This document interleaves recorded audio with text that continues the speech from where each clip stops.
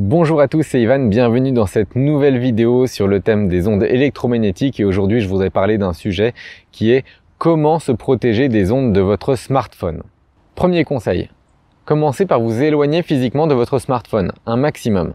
Donc utilisez pour cela quand vous êtes en communication des oreillettes ou bien le haut-parleur et tenez-vous à distance de votre téléphone.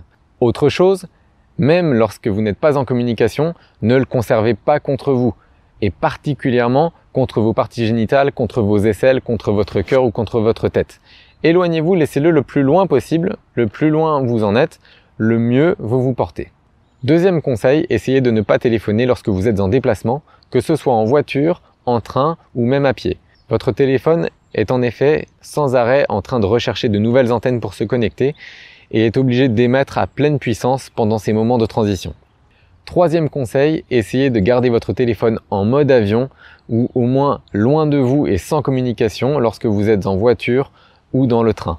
Pourquoi? Parce que la cage métallique de l'habitacle de la voiture ou du train va faire une résonance des ondes et va amplifier les ondes. Donc en fait, c'est un peu comme si vous jouiez avec une balle rebondissante dans votre voiture ou dans le train. Les ondes vont avoir exactement le même comportement et ça va avoir un effet de résonance sur vous. Ce que je fais personnellement, c'est que j'essaye, c'est pas toujours possible, mais j'essaye de mettre mon téléphone en mode avion quand je suis dans ma voiture, comme ça je sais que je limite cette pollution électromagnétique et son impact sur ma santé. Quatrième conseil, limitez l'usage du Wi-Fi, du Bluetooth et des applications communicantes ou tout simplement supprimez-les parce qu'ils vont simplement rajouter des ondes, rajouter des pollutions et ça vous n'en avez pas forcément besoin. Il existe des tas d'applications qui vous envoient des notifications et en fait en faisant ça à chaque fois elles se connectent.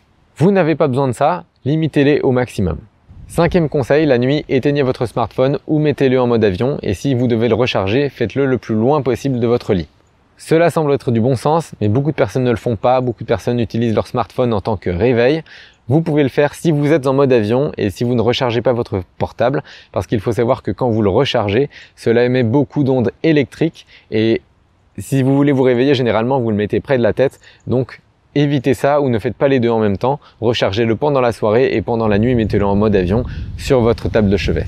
Et enfin, sixième et dernier conseil, essayez si vous le pouvez de mettre votre téléphone sur un mode 3G uniquement. Cela va éviter de passer par des maxima de puissance lorsqu'il doit changer et basculer en mode 4G, en mode 2G, en mode H+, etc. Donc là au moins vous êtes sûr que votre téléphone ne va pas passer par des maxima d'émission et c'est quand même beaucoup mieux pour vous. J'espère que vous avez appris des choses dans cette vidéo. Je vous invite à partager, à liker, à commenter, à me poser des questions si vous le souhaitez. Je vous souhaite une très bonne journée et je vous dis à bientôt.